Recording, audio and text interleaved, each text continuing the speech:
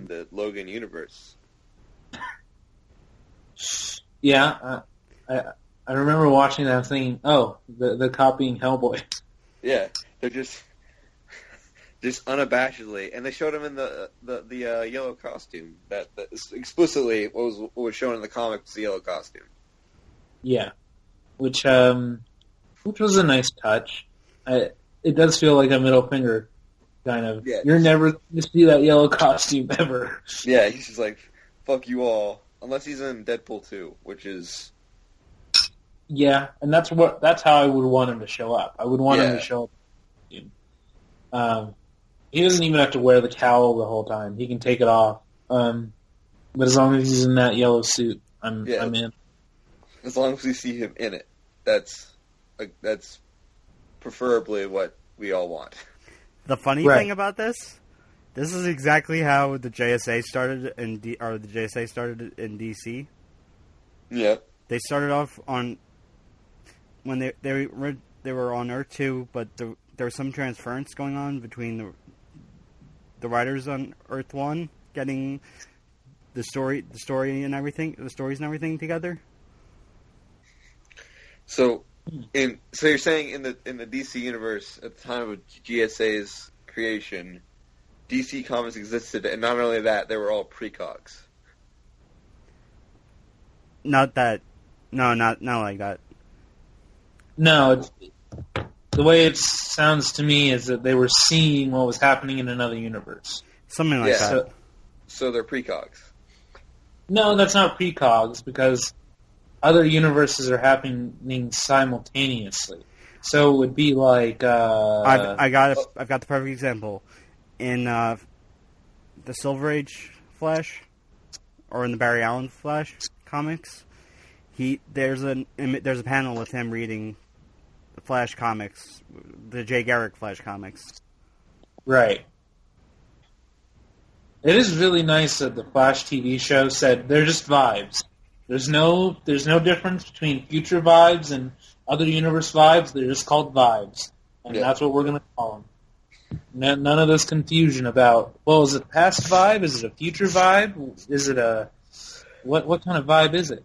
And I like that a lot. But yeah, it sounds to me like that's I guess it'd be called a para-vibe, or a paracog? Yeah, paracog. Yeah. It's like that character in Men in Black 3 who saw, like, all the possible... Oh, he was my favorite part of that movie. Yeah, he saw all the possible universes. Oh, well, yeah. Because he would... Well, no, yeah, he'd be a precog. Yeah. Because a paracog would be the parallel. Yeah. Get it? So, parallel cog and a precog. This is an interesting tangent. This is a meaty tangent. We could get many episodes out of this. Is this the quickest we've gone into a tangent? Pretty I immediately kind of went into a tangent because of Deadpool 2, but yeah. Yeah, it's still more connected than this. Yeah, but back to the Logan trailer, though. I thought it was pretty good. Like, yeah, like even on its own, it's a good trailer. Yeah, we saw some of X-23's rage that she had. Well, I don't know a lot about X-23 because my knowledge of X-Men ends at about the point where they started fighting vampires. So, yeah. So I have just a very basic understanding of X-23, which is that she was cloned from Logan's DNA by Mr. Sinister. Yeah. Right. Well, in this universe, it seems like that was the case. At least. Yeah. I know that in the books, she does have anger problems, though. Yeah. That's a big part of her and Logan's relationship, is that he teaches her how to control her emotions better, and that's part of the brilliant father-daughter relationship that they have. Yeah. Probably my favorite part of that character. There's a... and it's interesting. There's a 3-issue arc in, I believe it's either Old Man Logan comic ongoing or all new Wolverine, but Old Man Logan shows up, and there's it's also the time where Laura's clone shows up. This is it. No, so first arc of All New Wolverine, she runs into like 7 clones of herself, and none of them have the healing ability, but none of them can feel pain either. And they're all being experimented on for various reasons, at least before they escaped, and they're all various ages. So some of them are like Laura as a 8-year-old, one of them is Laura as like a 12-year-old, one's a 15-year-old, one is virtually Laura's age. And all of them die except for the youngest of them. Yeah, so that's what I'm talking about. Yeah, she gets to sort of be the Logan to this younger version of herself that he was to her. So then in like the last arc that I was reading before I just got knocked out of comics for a little while, he had killed her, I think. I don't remember, actually. No, it was... There was a whole... There was something going on. I cannot remember. This is like literally the last issue before that whole thing where I'm so behind that I can't finish comics. But, yeah.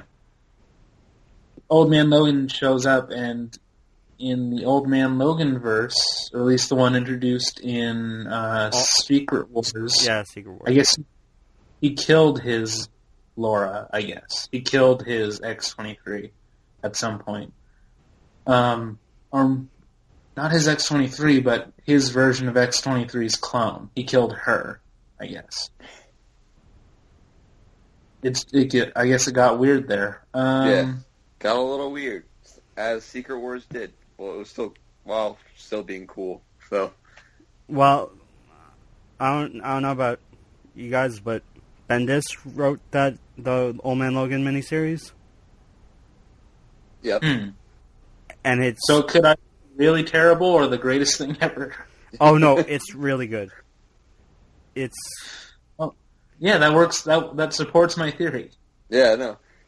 Brian Michael Bendis is the most polarizing writer I've ever seen in my life. See, Civil War 2.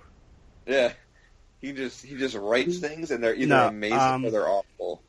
See, Jessica Jones Alias, better than the show. I will fight you on anyone who disagrees. The Secret Wars Old Man Logan mini ties in is not. You have to need to read that before reading the Old Man Logan ongoing. Because it's sort of every single or most of the Secret Wars tie-ins ended with flashing white light or bright white light. Yeah, that similar thing happens at the end of Old Man Logan, but he shows up in the middle of Times Square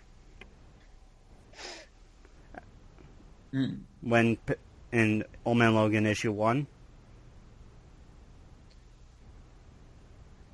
Yeah, this is why the 616 needs a full-on reboot. Because if you were just a regular reader who saw Old Man Logan on the shelves, you'd be like, "Oh, they brought back that miniseries?" Nope. Not at all. It's not a miniseries anymore, motherfucker. It's an ongoing series with a character from an Elseworld. Yes. Get on my level. That's right. That's how we do things. Well, they're sort of doing a similar thing right now where... Well, it's not similar. But they have the latest issue of Superman, or recently was in the Superman books. They've been having the multiversity. Or multiversity story arc where creatures, alien creatures are trying to are collecting various Supermen from the multiverse. So in the beginning of the story, Superman from Red Sun just shows up. Oh shit! And he's speaking Russian, and then pre-Flashpoint Superman starts speaking Russian also back to him, which I had no idea that Clark knew that language. I mean, when did they declare that he's the Superman of the world, not just America? I don't remember when they did that, but like there was a specific moment where that was issue Action Comics 900. Yeah, like I'm not just America's puppet. So I guess it would make sense that he would learn at least like the NATO languages. I guess he knows about 9 languages. Yeah, about 7 or 9.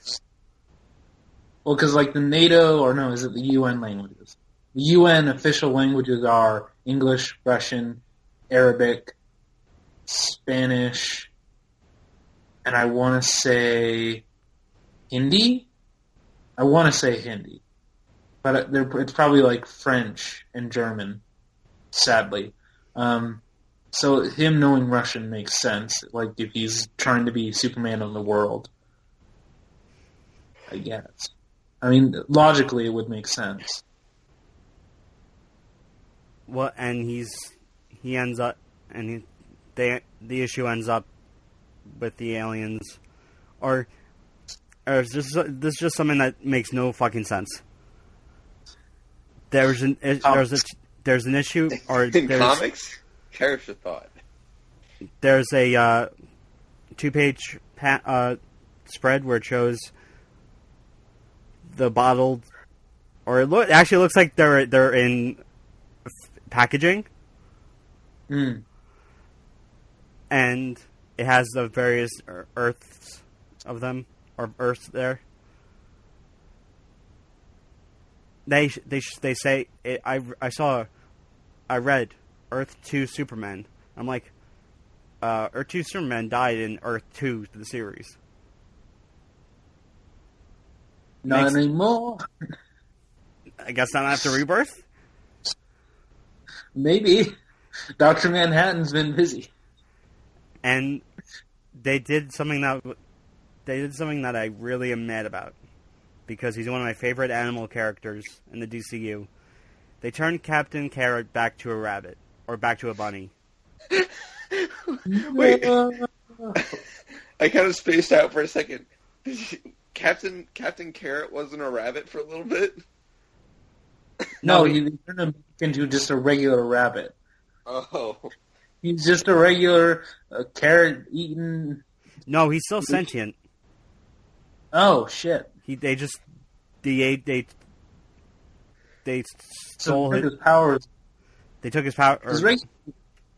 They took his powers regular away. Rabbit said he's just a normal rabbit doing rabbit things. When is DC going to make a Zoo Crew movie? Someday. Oh, I just want to get this out here now, so I don't have to. Once I say it, I don't have to write about it, because there'll be no point. There really is no point to even write about it. DC is raising prices for the books. They're going back to $3.99. Well, okay. On their monthly books. Well, that's okay. Yeah, that's a rabbit hole. Let's finish up, Logan. I have some thoughts, I guess. I really like Laura in the trailer. I think she's the best part of the trailer, because she's kind of in the first trailer. I loved it when the big bulky dude is in there with her, and you just hear it just cuts out, and you hear the bullets, and she comes out with his what is it? His head with his handcuffs. Oh, his handcuffs. He throws the handcuffs, And I love Boyd Holbrook just going, no, like she's a dog or something. Yeah. Like she's just a rabid dog, and she just keeps on moving closer. Real quick. Did you guys notice that the shopkeeper looks like Quicksilver? Because he is. Not Quicksilver, he's Aaron, whatever his name is. Aaron Taylor Thomas, I think his name is. I don't know his name. Aaron Taylor Johnson. He's in the movie. Yeah, he is a cameo. Oh, is he the shopkeep? I believe so, because if it's not him, then it's his doppelganger. Yeah, And it looks who? exactly like him. The shopkeeper? Are you talking about the guy at the gas station? Yeah, the gas. Yeah, No, the gas station clerk. That's not Aaron Taylor Johnson. He looks like him. That's discount Aaron Taylor Johnson. Yeah. It's bargain. Aaron Taylor Johnson is busy having 4 kids and a very, very milfy wife to Is she milky? I kind of want to look this up. Yeah, she is. Or something like that. She's like a 45-year-old woman, and she married him when he was like 18. Nice. Yeah. This is gonna get cut out of the show. No, it's staying. I'm not doing that much work. No, it's you know what? Hey, we should welcome this. This is an older woman getting a younger man, and they seem to be very in love. Yeah. You do you, lady. So yeah, why not? Sam Taylor Johnson. Yep. Yeah, I like the trailer. The music wasn't great, but I mean, you can't beat Hurt. Yeah, like they set themselves up for failure with this second trailer as far as the music is concerned. So, but I thought the music that was there fit the movie. I think they could have gone with something a little bit more symphonic, though. I think that would have been the best idea, just to make it feel different. But, like, the action that we saw in this movie looks really cool. It looks very... It's very violent. Yeah. Like, this is some No Country for Old Men shit. Which I really like. Yeah, it just... like, just a little girl beating up 3 grown men is just... That's the kind of shit that you watch these movies for. And I don't know. You guys have any final thoughts on this Logan trailer? Something I found interesting though is that she doesn't have the bone claws. She has straight up adamantium claws. Yeah. Which is kind of strange, but I bet it'll be explained, but it's kind of threw me off. Yeah. I guess. Bro, it's in her name. X-23. The only thing that throws me off about that is that she's still growing. Yeah. Yeah. I don't see the practical reason to put the claws on for a little while. But maybe their idea is that, like, well, she'll die or something, or she'll be killed, and we can just make another one or something. I don't know. But it's interesting. Allan, you got any last thoughts? Anything we haven't mentioned about the Logan trailer?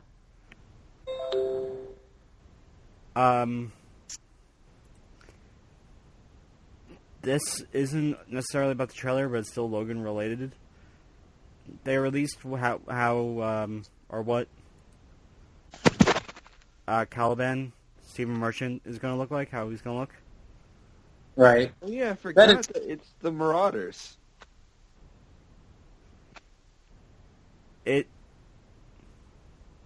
He looks kind of like a vampire. Yeah. I mean, that sounds like the character as far as I know him. That sounds like Caliban to me. Yeah, that's pretty much him. I do love that they're just throwing continuity away, though. Yeah, Caliban was in Apocalypse. And also, Caliban wasn't that fucking tall. Yeah.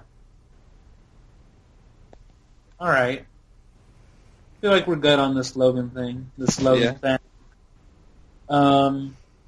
So, guess there was a bunch of DC news type stuff. A whole lot.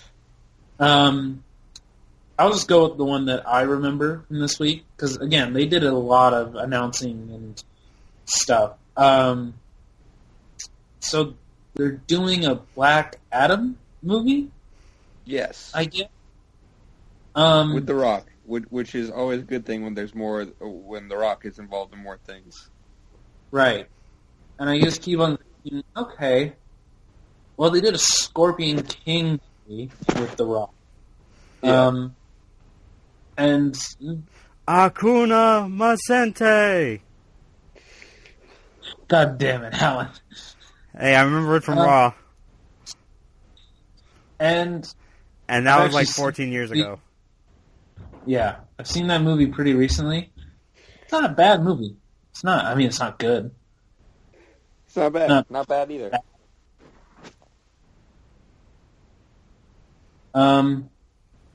It's fine. I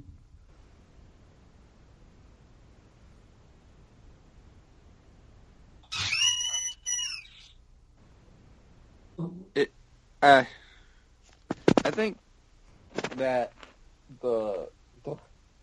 here's the thing. I really want Shazam to be a good movie, but I really don't want it to have to hinge on it being two parts. You know what I mean? It's like I don't want this to interfere with the movie itself, the movie's quality, because all of a sudden they decided, oh, we're gonna make it two parts now. I didn't even hear that part. Yeah, it's technically two parts. There's the Shazam movie and then the Black Adam movie. I guess. Unless I read the article wrong, but I'm pretty sure that's what it said. Oh, God, I hope there's a Sinestro movie. With DC, they say this now. Like, what happens when Wonder Woman comes out? And a month later, they make a big announcement, and their plans are completely different. Like, at this point with DC movies, until I see a trailer or I'm sitting in the theater, I'm not going to believe a single thing that they say. I'm just going to take it all with a giant grain of salt, because I just don't trust them. No, you shouldn't trust them. They've broken my heart too many times. Yeah. They build us up just to bring us down. Yeah, like, they said they were going to do a Green Lantern movie. We don't know if that's actually going to happen. No, we don't even know who's going to be in it. Also, they announced Goyer as the writer. Yeah, so why the fuck should I care now? I want to remind you of Goyer's track record. I know. I'm a Goyer defender, okay? But I am also the person who coined the statement, Goyer is the best there is at first drafts. He is terrible at just about everything else. Everything past the first draft, he usually fucks it up, if he is the person who is solely in charge of it. Blade 3 is his fault. Any problems with Man of Steel that can't be blamed on Zack Snyder are his fault. BVS was rewritten by Chris Terrio, who hadn't written anything like that. So that him. But every other time where David Goyer has been the sole writer on something, it's usually been shit. Yeah.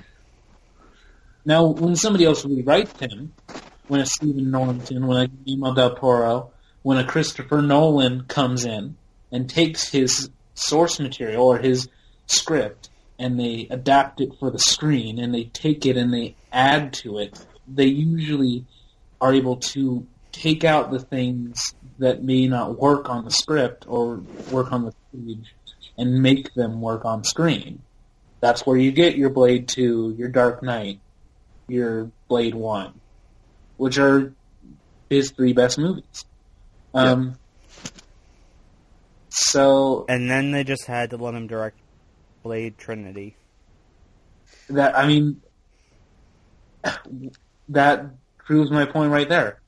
Nobody rewrote that movie. There was nobody in between him and the camera on that film. It's not terrible. It's not good either. It's a very obvious attempt to spin off because they think that Wesley Snipes is too deep into drugs to make another movie. It's just so blatantly obvious at that point. I don't know. I mean, I like the concept of what they're apparently what they're going for is like Die Hard in space. No, Yeah. Lethal Weapon. Lethal Weapon. That's right. Sorry. Yeah. Either one. I want that. And I want Sterling K. Brown to play Jon Stewart. I mean, if they announce that, I'm not going to be against it. No. Not going to be against it at all. I don't see it in my own head personally, but I'm good. I'm good with that. Yeah, that sounds awesome. I'd rather it be him than someone like Tyrese Gibson. No offense to him, I like him in Fast and the Furious, but he's kind of not. He doesn't have the ruggedness. I think that what's his face Jon Stewart. Couldn't remember his name for a second. Yeah, I don't think he has the ruggedness that Jon Stewart has. And I always think of Jon Stewart as a little bit older, also. Yes. I think, if Hal is at his oldest in his 30s, his 35-ish. He's he's mid to late 30s. John is 45. Yeah. And he just always will be in my head. Because he feels very mature. You see him on screen, you're like, that's an adult. He's an adult figure. He doesn't do childish, which is why he plays so well off the Flash in my mind, because the Flash is a perpetual kid. So, yeah, that'll be interesting. Whoever they cast, Sterling K. Brown, he could do that. I think the problem with Sterling K. Brown is, well, I don't think of him as physically imposing, which is kind of how I think of Jon Stewart. Yeah. You never know. In a perfect world, he'd be Keith David, though. Let's be real. I mean, if you wanted to do if he was old enough, if he was a little bit younger, maybe. I doubt he'd want to do it right now. Yeah, if they did Jon Stewart in 1994, Keith David. Yeah, I would accept no substitutions. Yeah. Now, if they were doing full-on Dark Knight Returns with Hal Jordan, Green Lantern. Yeah. And they just to bring the entire Justice League into it. That's how they one-up the fight with Superman. It's just Batman versus old Justice League. Yes. That's where you would use Keith David. Oh god, that'd be perfect. I do think it'd be interesting if they decided to just make... What's her name? Is her name Danvers? I can't remember. Carol Danvers. Not Carol Danvers, but the girl at the end of Man of Ferris. Steel. Isn't it Ferris? I thought she... Carol Ferris. Yeah, Carol Ferris. That's why I was confusing him. Carol Ferris. Be interesting if they just decided, you know what, you're not Sapphire anymore. You're Green Lantern now. Yeah, you're Green Lantern. Congratulations. Yeah. Hunter, what are you eating? I'm not eating anything. I'm opening something, sorry. Go ahead. What was the other DC stuff? Because there was a bunch of it. Is there anything that we have? James Marsden. There's been a lot of rumors about the movie. There's a short list of about 7, or it was 6 originally, now 7 Joe McHale, Tom Cruise, Armie Hammer. Joe McHale. Joe the McHale doesn't one belong on that always makes fucking me list. laugh. Yeah. That's a weird one. That makes me doubt the list. Okay, Joel McHale as Hal, or Kyle, or just anybody. No, but him as a voice, like as you know what I mean. Like one of the aliens, I'd be okay with. Yeah, that's where I'm like, okay, I can see that. Also, because his style of comedy, more than any other comedian that they could announce, fits this universe. Yeah. Because the comedy that is in this universe is very dry. Yeah. It's very, very dry. I think I can see him as Guy Gardner. Yeah. Maybe. I don't know. I'm not talking about current Guy Gardner. I'm talking about, like, JLI Guy Gardner. Oh, okay. So you mean like in the 90s, kind of 80s, mid-80s? Okay, yeah. Okay. Yeah. I can maybe see that. Yeah. I do wonder how they're gonna like Michael Clark Duncan was a perfect Kilowog. Yeah. One of the best parts of that. May he rest in peace. Yes. Yeah. Yeah.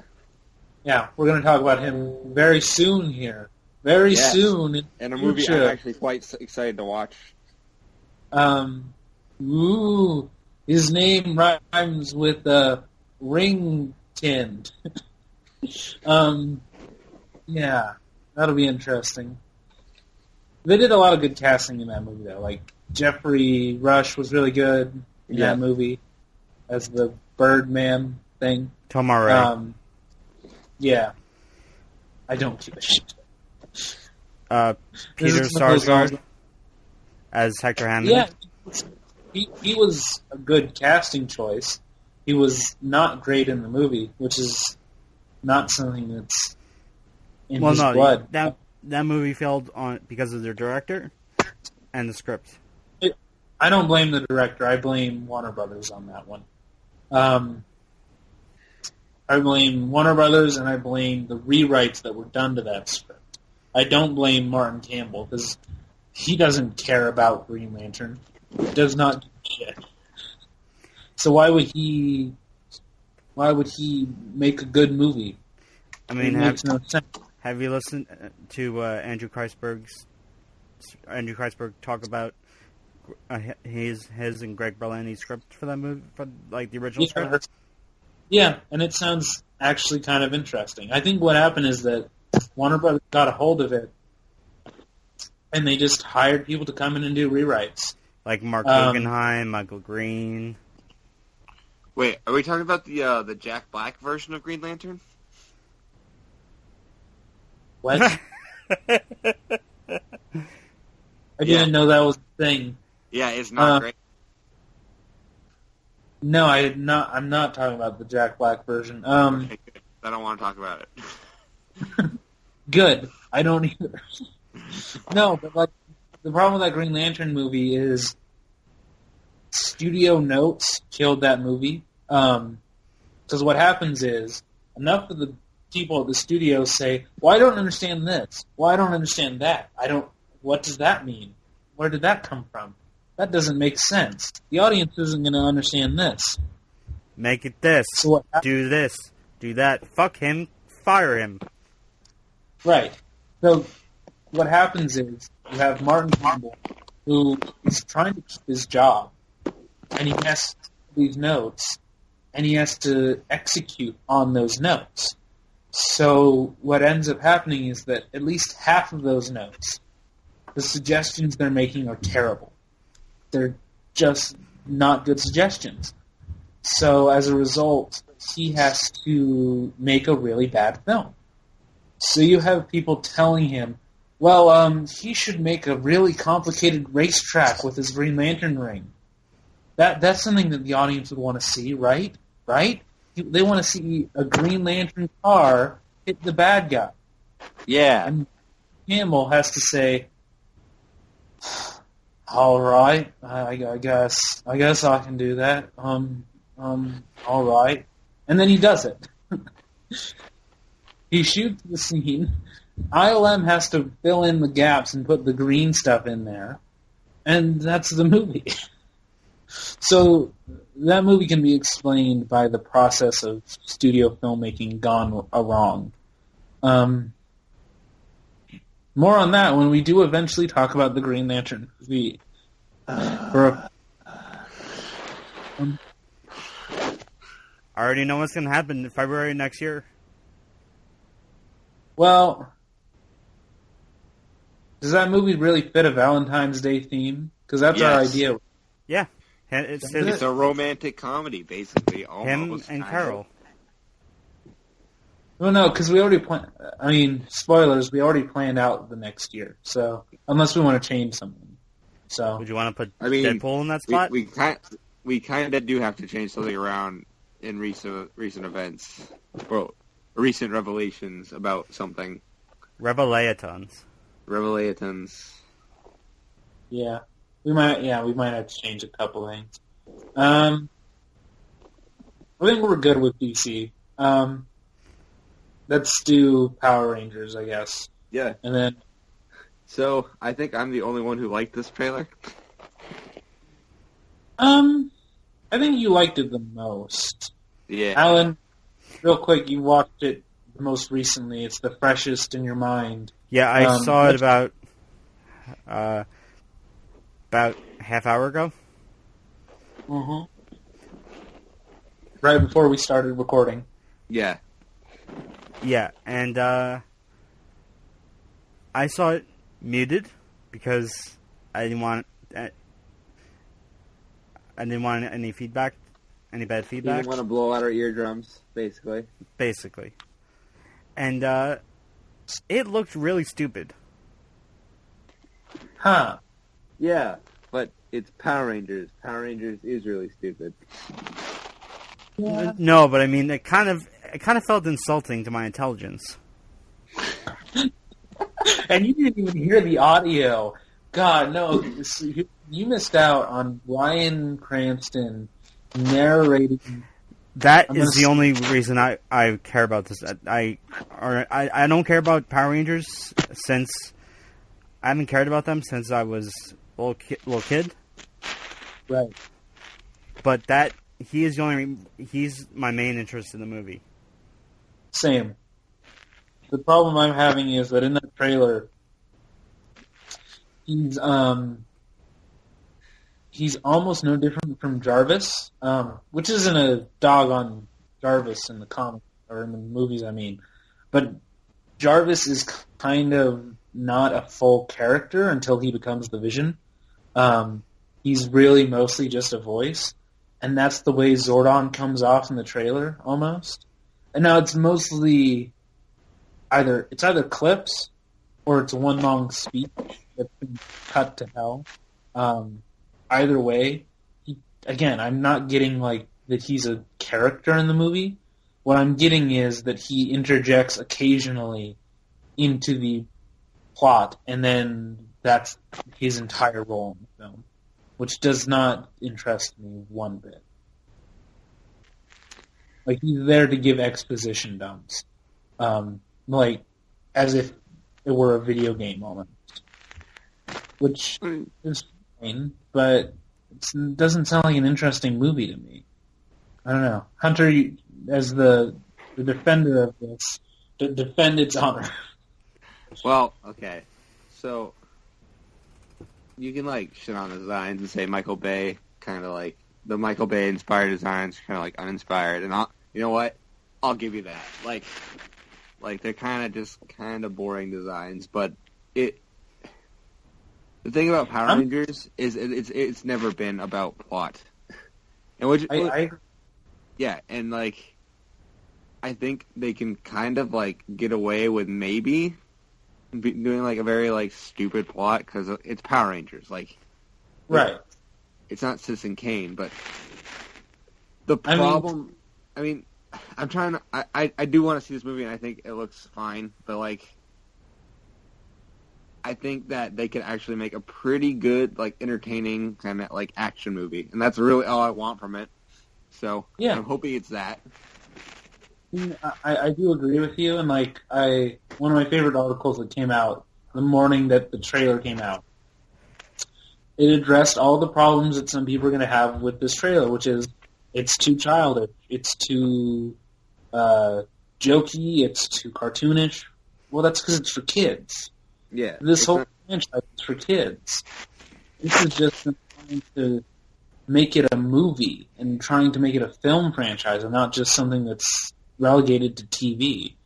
It's So it's basically the opposite of what the prequels were. How those were supposed to be for kids, but they had so much adult. There's a lot of shit in the prequels that are definitely not for kids. Even like implied shit. Like Yeah. Like, there are moments that are darker than all three Lord of the Rings movies. Like, yes, very. that are just really disturbing in those movies. And this feels much more like real, like what a kid's movie should be, which I'm fine with. But here's the thing, like, I'm very much, I compare everything to the best version of a thing, if that makes sense. So if this is supposed to be just like a dumb, fun kids movie, I guess we haven't had a really good one of those in a while, actually. I can't remember the last one that I really liked. So I guess this is trying to set the standard a little higher. But I'm also like, but I'm an adult. I should want better things. Yeah, no, you should, like, make no mistake, you should expect better out of your quality of you're paying money to see a movie. Like, you should expect a quality movie. Like, as with any product. But it's like, some things are just not made for us, and I guess sometimes we gotta accept that. Yeah. And also, like, it's not as if I've, in my head, been writing, like, what I would do if I was given the Power Rangers for the last... I mean, I definitely haven't been doing that. I certainly haven't been writing fan fiction for the last 20 years. Right. I think a lot of us are like that. I think those of us who are disappointed the most are like, well, why didn't they do the version in my head? Yeah. Really good idea for Power Rangers. Why didn't they do my version? Yeah. Yeah, Connor. Where's your Power Rangers? Yeah. Instead of starting a fight, and so it has befallen. Instead of starting a war with the Phantom Zone, Phantom Zone Civil War. This is it right now. Yeah, that's coming. Hunters started a civil war within the Phantom Zone itself. Yep. I don't know, I think you did a good job of defending Power Rangers there. Yeah, I didn't hate the trailer, though. Yeah, I think it looks okay. Like my expectations are tempered, but, like, I still like the trailer. Yeah. And here's the thing, if it does well, and a lot of people probably would be like, well, this is a stretch. Well, not really. I think if it does well, anime movies are more likely to happen. And they're more likely to bring more shows to the U.S. Right. And some of you may be like, well, why would you care about that, Arlen? You hate anime. That's true. But I'm Power Rangers anime would actually be pretty cool. Right. And this is the thing. Power Rangers to me has always been like, well, this is, if somebody made anime live action, this is what it would be. Like, it's literally just a live action version of the same thing. Even down to the costumes and the storytelling. It's literally identical. The difference between Power Rangers and Sailor Moon is like, It's just the way the characters are dressed, pretty much. Yeah. So, and I think that this would actually help that. It will definitely help the subgenre of kaiju versus mecha genre. I think that it will definitely help that if this movie is a big deal. If it's a big hit, we'll get more of those movies. I think maybe Pacific Rim and Godzilla. Oh God, yeah. I've had so many dreams about that, of a potential that dream project. Yeah. Do you know how stupid big that the Jaeger, whatever the fuck they're called in Instagram, I think it's a Jaeger. Yeah, it's a Jaeger. Jaeger. You know how stupid big that thing would have to be in like to go toe-to-toe with Godzilla? Like, yeah. It's fucking crazy. They need to gyro size it. Because Godzilla is as big as the final monster in Pacific Rim. Dude. And even like King Kong now is like fucking huge. Yeah. Remember when Peter Jackson made King Kong and he was just like normal sized? Yeah. Or for what? That was not my thing. He was not normal size. He was more. He was like no. I'm talking about normal size as for what King Kong should be. Yeah. He was equal size with the T-Rexes, which again I'm not a fan of at all. Just make him gigantic. That fight scene where he rips out one of the T-Rex's tongue was pretty cool. Yeah, that was pretty good. You got to one up him breaking the jaw open. Yeah. And to think, this all started because they didn't want to use Frankenstein for a Godzilla movie. Yeah. But they did do that in Japan. They did. God damn it. No, they had Frankenstein versus Frankenstein. Didn't have Frankenstein versus Godzilla. No, he appeared in a Godzilla movie. Which one? Yeah. Final Wars? No, I can't remember the exact name of it, but it was called like Frankenstein versus Godzilla, and like Frankenstein became gigantic. Yeah, he comes like this giant like swamp monster type looking thing. Yeah, it's real weird. Real weird. Yeah, Japan, everybody. What? You guys, Come upstairs.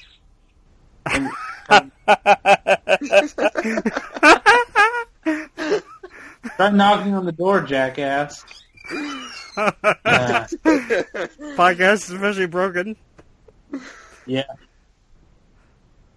Well, I'll do some editing at the end of this. Yeah. All right. I was gonna do a thing about why people should see Split. We should. You could just do it right now. We'll just like cut that part out and then put this part in. Yeah. So for those of you who are like, I'm not interested in seeing Split, or M. Night in my case, is a bad film director. That's that in that case. And that's that me. is a false statement.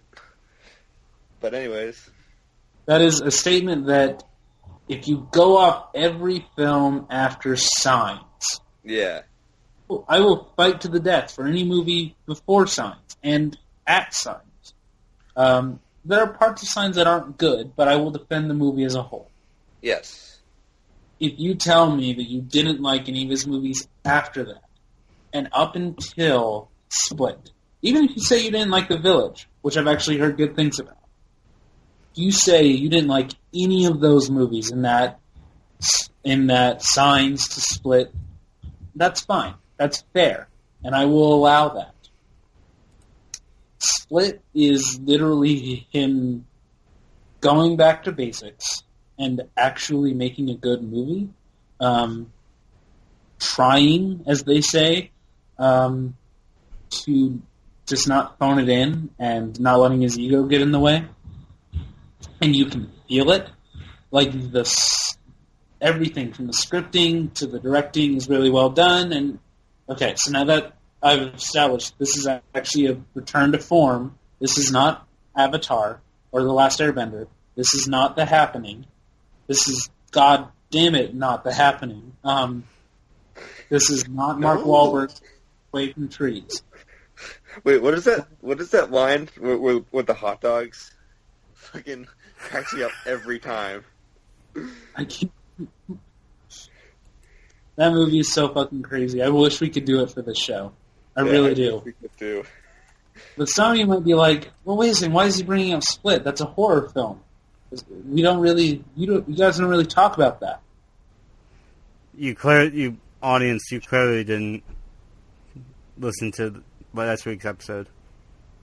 Right, well, because we love horror. Yes. The After Darks, this will be After Dark 3. It's a different thing. We can talk about more wide variety of subjects. Yeah. But our main topics are superhero stuff. I want the audience to understand me. Trust me when I say there is a reason that I'm talking about this now, and that I'm saying we are going to do a movie special on Split. Yeah. There's a very good reason. A reason that I would rather my fellow hosts had not known about till they had actually seen the film. Listen, but that's fine. I was drunk, and I was already on Google. So But that was your fault for bringing it up. I know. 2 of my co-hosts know the reason why, but let's just say this. There's a very strong reason why Split will be a movie special. And once you see it, and you sit through the entire film, you watch past the final credit card, because at the very end it goes Split, and then there's an extra scene. Watch the scene. Don't just run out of the theater. Watch the entire scene. And don't exit the theater until the last line is said. And your brain will explode. It'll explode when the zoo crew shows up. Yes. Packing hot dogs for the road, hot dogs get a bad rap. They got a cool shape. They got protein. You like hot dogs, right? By the way, I think I know what's causing this.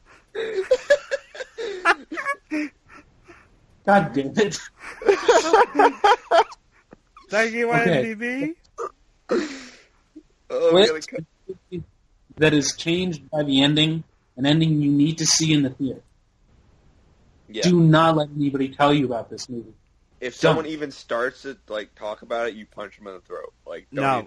Just slap them tenderly with a glove. Don't let them tell you what happens at the end, because trust me when I say, it completely changes the context of the movie. You go from thinking that you were watching one kind of movie to a completely other kind of movie. And things that may not have made sense before in the film, things that happen involving James McAvoy's character, things revolving around his abilities, let's say, and the kinds of things that he is able to do in the film, make 1,000 times more sense when the ending of this movie happens. Like, you suddenly in a completely different world, let's say, than you were before the ending of this film. So that's all I'm going to say. Again, don't look it up. Don't look up any spoilers. See Split, if you can. And if you can get over M. Night Shyamalan's name and any PTSD related to other films he may have left on. So yeah, that's my defense of Split and why you should see it. All right. Feel like we did a good job. Yeah. Should we do some plugs? Yeah, some we should plug the group and stuff. Plug the theme song, stuff like that. Well, first, let's just mention that we'll be back next week with all of DC shows are coming back next week, right? Yep.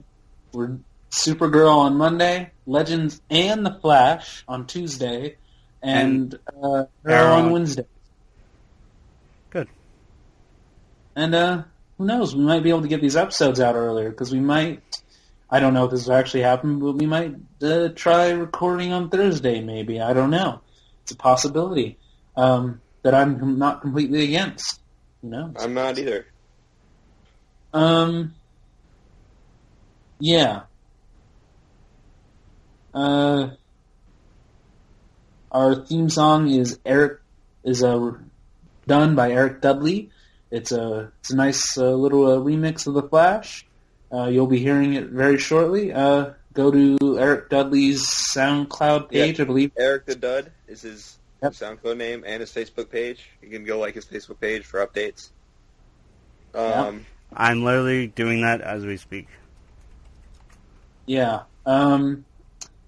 I can be found on the Twitters at AAHaro or at my website, lostharo.wordpress.com, and you can get all kinds of updates from all kinds of people, including Mr. Allan Muir.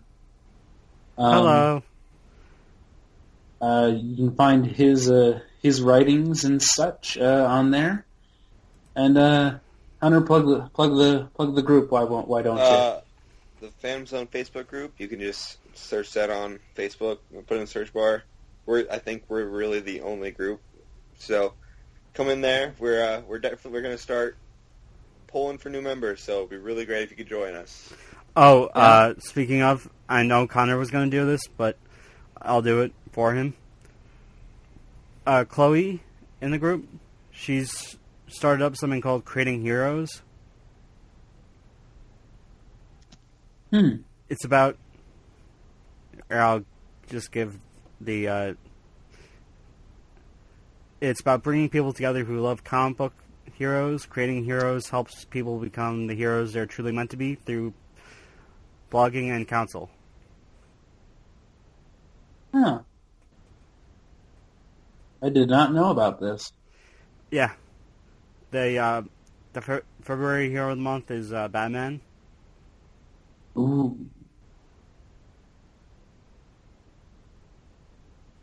All right. So, go to creatingheroes.org.wordpress.com. Okay. Yeah, I think those are all the big plugs. The phantomzone.wordpress.com. That links you to all the other social media, all the different places to get this podcast, all the different ways to share the podcast.